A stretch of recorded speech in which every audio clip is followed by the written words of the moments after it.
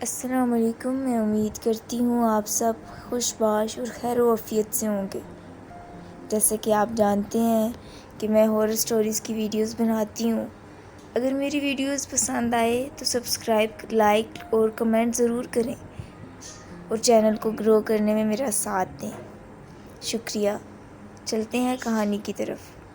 میری عمر ابھی 20 سال تھی کہ میری سوتیلی ماں نے میری شادی کر دی۔ وہ جیسی بھی تھی مگر میرے لیے اس نے اچھا ہی سوچا تھا۔ میرے شوہر انگلینڈ میں اپنی فیملی سمیت رہتے تھے، سو میں بھی نکاح کے 6 ماہ کے بعد رخصت ہو کر انگلینڈ آ گئی۔ میں بنیادی طور پر ایک گھریلو عورت تھی مگر شوہر چاہتے تھے کہ میں جاب کروں۔ میں نے گریجویشن کر رکھی تھی۔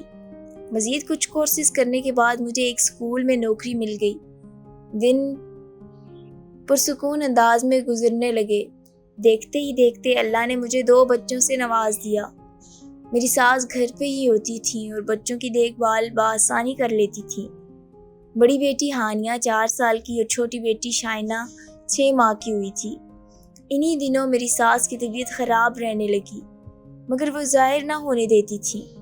اکثر ہانیہ شکایت کرتی کہ دادو کمرے میں کسی سے بات کرتی ہیں۔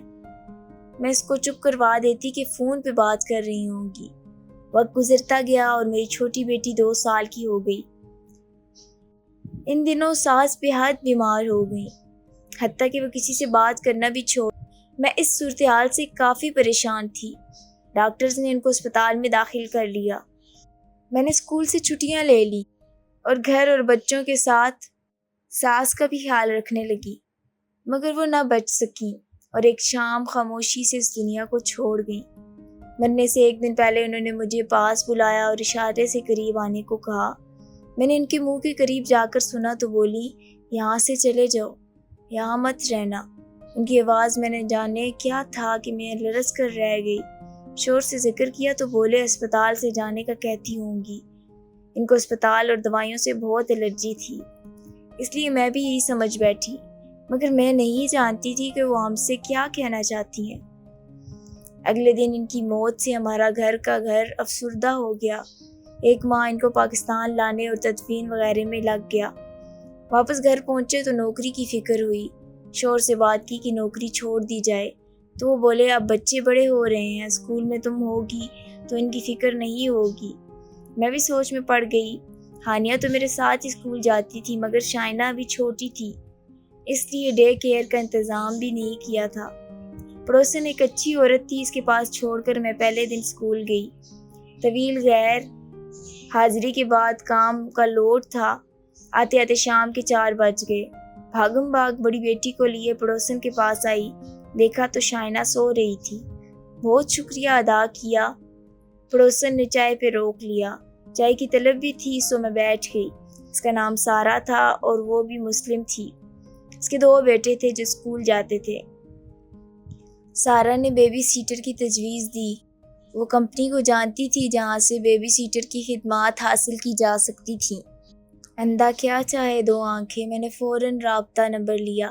سارا نے مجھے بتایا کہ کمپنی میں ایک مسلم لڑکی بھی کام کرتی تھی جس کا نام عالیہ تھا۔ اسی کو بلانے کا کہا کیونکہ سارا بھی ضرورت کے وقت اسے کو بلاتی تھی۔ میں نے کمپنی کو فون کیا اور عالیہ کو بھیجنے کا کہا۔ کمپنی نے شام 8 بجے کا وقت دیا۔ میں بے چینی سے اس کا انتظار کرنے لگی۔ ٹھیک 8 بجے عالیہ آ گئی۔ وہ ایک سلجھی ہوئی لڑکی تھی، عمر 22 سال کے لگ بھگ تھی۔ وہ اپنا اور اپنی ماں کا پیٹ بھرنے کے لیے نوکری کر رہی تھی۔ عالیہ کا سارا بایو ڈاٹا کمپنی نے بھیج دیا تھا۔ مجھے بھی وہ ایک مخلص لڑکی لگی اور میں نے اسے نوکری پر رکھ لیا۔ جب اسے معلوم ہوا کہ میں اسے مستقل طور پر رکھ رہی ہوں تو وہ بے حد خوش ہوئی اور اگلے دن صبح 8 بجے آنے کا وعدہ کر لیا۔ اگلے دن صبح وہ ٹھیک 8 بجے گھر آ گئی۔ شائنہ اسے دیکھ کر بہت خوش ہو گئی۔ وہ گھر سے جانا نہیں چاہتی تھی۔ اب ایک کھیلنے والا انسان اسے مل رہا تھا۔ وہ جلدی دوست بن گئی۔ میں اور میرے شوہر بہت مطمئن ہو گئے اور اپنے اپنے کام پہ چلے گئے۔ شائنہ ایک خوش مزاج بچی تھی۔ وہ 2 سال کی ہو گئی تھی اور بہت باتیں کرنے لگی تھی۔ پورے گھر میں بھاگتی دوڑتی پھرتی۔ ہانیہ اسکول سے آ جاتی تو دونوں مل کر بہت ادھم مچاتی تھی۔ देखते ही देखते एक माह गुजर गया और आलिया ने मेरा भरोसा जीत लिया। वो एक अच्छी और मुखलिस लड़की थी। कुछ दिनों से मैं देख रही थी कि वो मुझसे कुछ कहना चाहती थी। कई बार वो कुछ कहना शुरू करती मगर बात को छोड़ देती और खुदा हाफिज कहकर निकल जाती। मैंने सोचा शायद इसकी माँ ठीक नहीं तो छुट्टी लेना चाहती होगी। ये सोचकर मैंने अगले दिन इसे चाय पे रोक लिया। वो कप हाथों में लिए गुमसुम सी बैठी थी। मैंने खुद ही इससे पूछा कि सब खैरियत है। वो मुस्कुराई और हाँ में सर हिलाया। मैंने इसके हाथ पे हाथ रखा और इसे यकीन दिलाया कि वो मुझसे कोई भी बात कर सकती है। वो चुपचाप मुझे देखने लगी। इसकी आंखों में एक उलझन सी थी। वो बोली, ऊपर दाएं कमरे में कौन रहता है? मैं एकदम हैरान सी हो गई। वहाँ मेरी सास रहती थी। मैंने कहा, क्या बात है, बोलो। कुछ नहीं, बेबी वहाँ चली जाती है और बातें करती है, उसने बताया। मैं सोच में पड़ गई। वो इजाज़त लेकर चली गई। रात को शोर से ये बात की तो बोले, तुम भी क्या फजूल बातें सोचने लगी। शाइना अम्मी से बहुत करीब थी, इनकी तस्वीर से बातें करती होगी और अभी बहुत छोटी है। मुझे भी सुनकर सुकून सा हो गया। वाकई ऐसा होगा। अम्मा इसी से बहुत लाड करती थी। अगले दिन मैंने आलिया को भी समझा दिया। वो भी मुतमईन हो गई। मगर मैं नहीं जानती थी आने वाले दिन क्या लेकर आएंगे। इस शाम हमारी शादी की सालगिरह थी। शोर बहुत खुशगवार मूड में थे। उन्होंने एक फिल्म देखने का प्लान रखा था और खाना भी बाहर ही खाने वाले थे। मैंने आलिया से बात कर ली कि वो रात 11 बजे तक बच्चों के पास ही रुक जाए। हमारी कोशिश थी कि हम जल्द घर आ जाएंगे। वक्त मुकर्रर पे आलिया घर आ गई। शाम के 6 बजे थे। बच्चियां टीवी पे कार्टून देख रही थी। मैंने आलिया को सब औकात समझा दिए कि बच्चियों को 8 बजे से सोने के लिए ऊपर इनके कमरे में ले जाए और खाना वो खा चुकी हैं। आलिया के लिए फ्रिज में खाना मौजूद था जो वो खा ले। इमरजेंसी के तौर पे वो मुझे या मेरे शोहर को फ़ोन कर सकती थी। मगर मैं नहीं जानती थी कि मैं इसकी ज़िंदगी को दांव पे लगा कर जा रही थी। मिस्टर और मिसेस अहमद के जाने के बाद मैं बच्चियों के पास आ गई। इनका खेलने का मूड था, चनाचे मैं इनके साथ रही। ठीक 8 बजे मैंने इनको दूध का गिलास देने के बाद सोने के लिए ऊपर इनके कमरे में ले गई। ऊपर की मंजिल पे 3 बेडरूम थे। दाएं जानब पहला कमरा मिसेस अहमद की सास यानी हानिया की दादी अम्मा का था। दूसरा मास्टर बेडरूम था जो वालिदैन के इस्तेमाल में था। दूसरी जानब बच्चियों का कमरा था। इन कमरों में अटैच बाथ भी थे। बच्चियों का कमरा खासा खुला था। एक तरफ दोनों के बेड लगे थे। इसके सामने बच्चियों के कपड़ों की अलमारी थी। सामने के हिस्से में कालीन बिछा और उस पर खिलौनों के रैक और एक छोटा सा खैमा लगा था। ये खेलने की जगह थी। बच्चियां खैमे में बहुत खुशी से खेलती थी। इसमें टॉर्च लाइट और कुछ खिलौने थे। एक नरम मैट्रेस बिछा हुआ था। ठीक करने और इनको ब्रश करवाने के बाद इनके बिस्तर पर लिटा दिया। हानिया का सोने का इरादा नहीं था बल्कि वो कहानी सुनना चाहती थी। मैंने कहानियों की किताब खिलौनों के रैक से निकाली जो हानिया की पसंदीदा थी और इसमें से कहानी सुनाने लगी। इस दौरान मैं शाइना सो गई थी। हानिया बखैर कहकर मैंने दरवाज़ा बंद किया और नीचे आ गई। घड़ी की सुइयां तो 9 बजा रही थी। मुझे कुछ भूख लग गई थी। मैंने फ्रिज में झांका तो पास्ता और एक पिज़्ज़ा मौजूद था। मैंने पिज़्ज़ा की 2 स्लाइस काटे और गर्म करने ओवन में रख दिए। घर में एक अजीब सी खामोशी थी। मुझे घबराहट सी होने लगी तो माँ को फ़ोन मिलाया। इनसे बात करके काफ़ी सुकून महसूस हुआ। इनसे अपनी घबराहट का जिक्र किया तो वो बोली, सर नई जगह पर ऐसा होता है। दिन में जहाँ कोई उलझन नहीं होती वहाँ रात में अजीब सी अजनबियत महसूस होती है। तुम परेशान ना हो, 2 घंटों में घर वापस आ जाएंगे तो तुम भी आ जाना। मैं तुम्हारे इंतज़ार में जाग रही हूँ। ये बात सुनकर मुझे भी हौसला हुआ। वाकई में मैं ख्वामखा घबरा रही थी। फ़ोन बंद करके मैं वहीं खड़ी सोच रही थी कि अचानक ओवन की पीप हुई और मैं उछल पड़ी। ओहो, मुझे क्या हो गया है। मैंने खुद कलामी की और ओवन से पिज़्ज़ा निकालकर फ्रिज से एक सोडा कैन लेकर लाउंज में आ गई। मैंने सोफ़ा, कुशन, मेज़ के नीचे हर जगह तलाश किया मगर इसे ना मिलना था ना मिला। लाउंज में आ गई। टीवी लगाने के लिए जब रिमोट के लिए नज़र दौड़ाई तो वो कहीं नज़र ना आया। میں نے صوفہ، کشن، میز کے نیچے ہر جگہ تلاش کیا، مگر اسے نہ ملنا تھا نہ ملا۔ تھک کر میں صوفے پہ بیٹھ گئی اور پیزا کھانے لگی۔ ابھی میں نے 2-3 نوالے ہی کھائے ہوں گے کہ مجھے ہنسنے کی آواز سنائی دی۔ میں نے پلیٹ میز پر رکھ کر سیڑھیوں کے پاس آ کر کان لگائے۔ اسی وقت دوبارہ ہنسی کی آواز سنائی دی۔ یہ دونوں ابھی سوئی نہیں ہیں، میں دل میں کہتی اوپر آ گئی۔ کمرے کا دروازہ کھلا تھا، جبکہ مجھے یاد پڑتا تھا کہ میں اسے بند کر کے گئی تھی۔ میں نے آہستہ سے دروازہ کھولا۔ کمرے میں نائٹ لیمپ کی روشنی تھی۔ چھوٹی بیٹی شائنہ اپنے بستر پر بے خبر سو رہی تھی، لیکن ہانیہ کا بستر خالی تھا۔ میں نے نظر گھمائی تو خیمہ میں روشنی نظر آئی، ساتھ ہی بچی کا سایہ بھی۔ میں خیمے کی طرف گئی اور نیچے بیٹھ کر اسے کھلونے لگی۔ ہانیہ ساتھ ہی میں نے دھیرے سے کہا، اپی میں یہاں ہوں۔ مجھے اپنے پیچھے سے آواز آئی۔ میں نے بیٹھے بیٹھے گردن گھما کر دیکھا تو ہانیہ بیڈ کے نیچے تھی۔ اس نے اشارہ کیا کہ وہ خیمے میں نہیں ہے۔ میرا دماغ چکرا کر رہ گیا۔ میں نے آگے بڑھ کر خیمہ کھول دیا۔ اس میں کوئی نہ تھا، ٹارچ جل رہی تھی۔ میں گھبرا کر اٹھ کھڑی ہوئی۔ مجھے کچھ سمجھ نہیں آ رہا تھا۔ میں نے شائنہ کو سوئے ہوئی گود میں اٹھایا اور ہانیہ کا ہاتھ پکڑ کر نیچے اترتی چلی گئی، مگر ہانیہ نے ہاتھ چھڑا کر واپس اوپر کی طرف جانا چاہا۔ میں نے اسے روکتے ہوئے کہا، شائنہ کو صوفے پہ لٹا کر میں نے اسے بلایا۔ میں واپس جا رہی ہوں سونے کے لیے، اس نے کہا اور سیڑھیاں چڑھنے لگی۔ وہ لارا تھی، میری امیجنری فرینڈ۔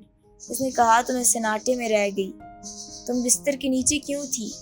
میں نے پریشانی سے پوچھا۔ اس کی ماما آ گئی تھی، مجھے اچھی نہیں لگتی، ڈراتی ہے، وہ نارمل انداز میں بتا رہی تھی۔ میرا دماغ چکرا کر رہ گیا۔ خیمے میں ضرور کوئی تھا، کون تھا وہ، یا میرا وہم تھا؟ مجھے کچھ سمجھ۔ اس دوران ہانیہ اوپر چلی گئی اور میں ساکت بیٹھی چھوٹی کو دیکھتی رہ گئی۔ جو کچھ بھی تھا اس کا واسطہ اوپر کی منزل سے تھا۔ میرا وہم تھا یا حقیقت؟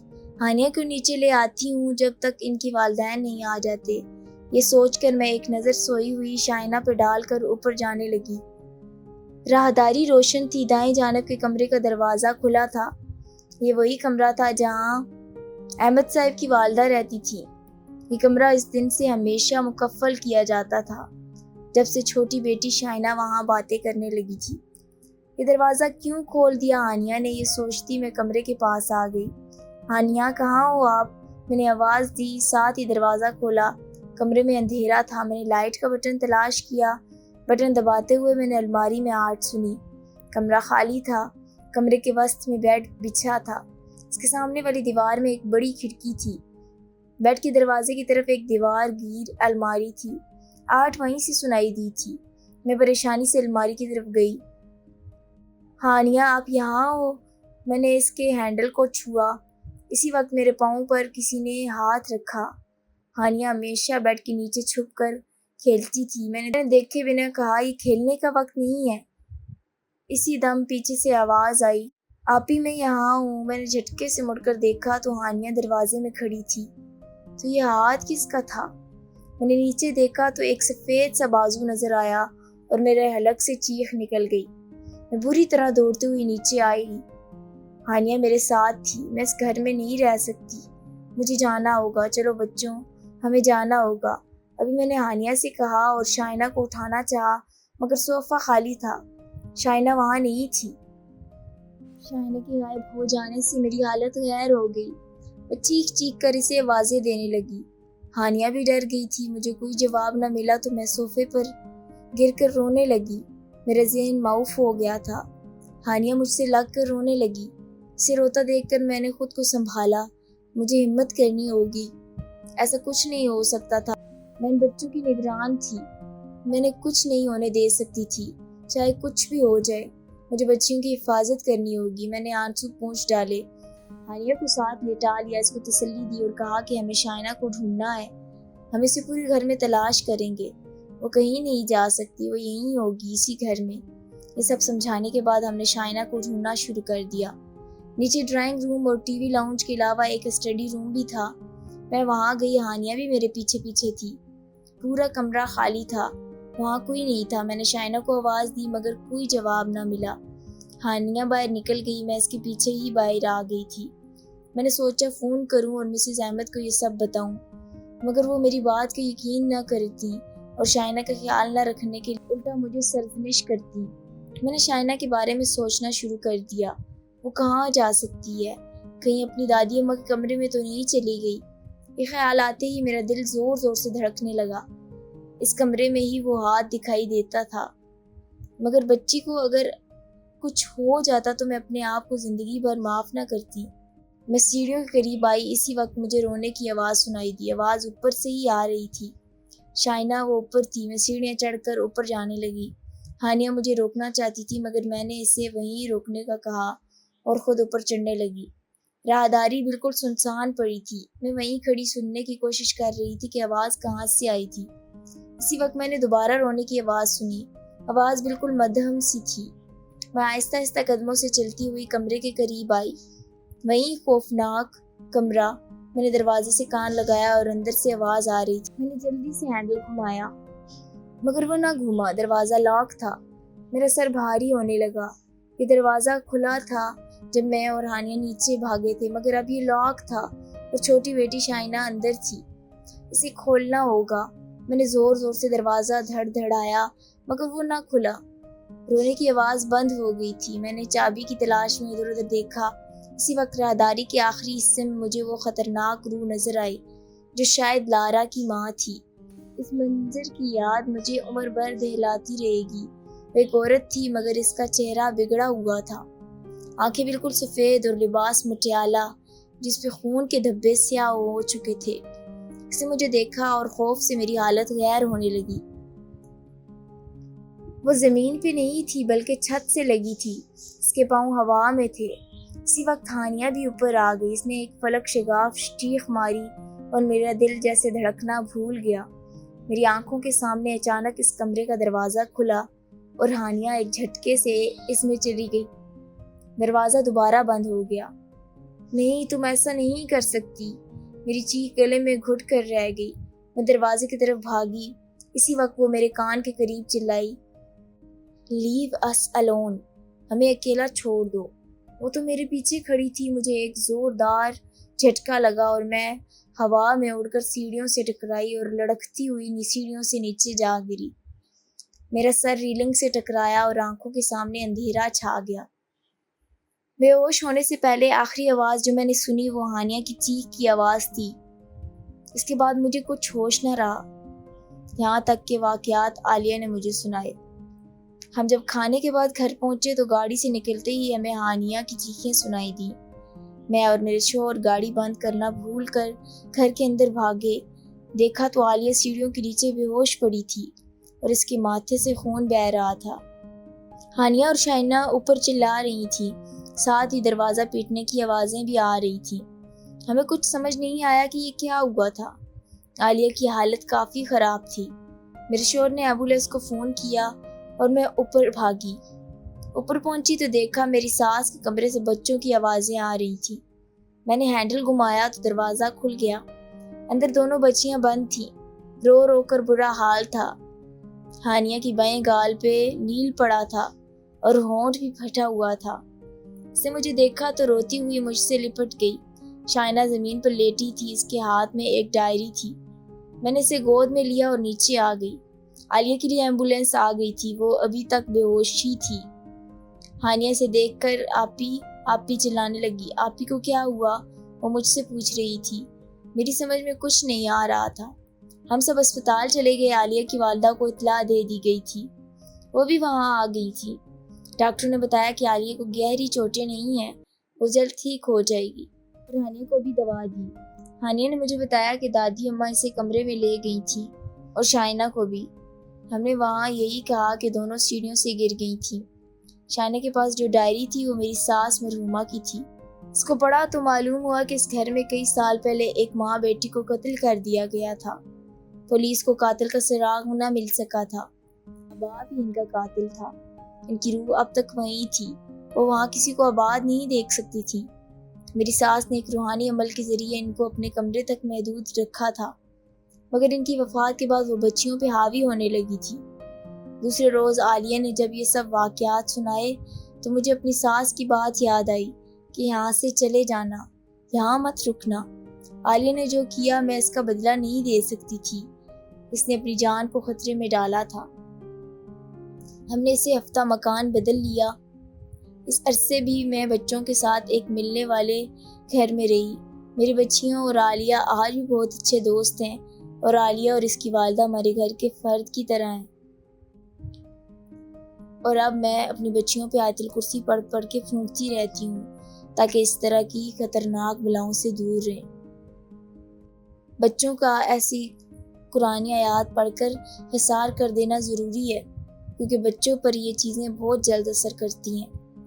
ایسی کہانیاں سننے کے لیے، ایسی سچی کہانیاں سننے کے لیے میرے چینل کو سبسکرائب کریں۔ شکریہ۔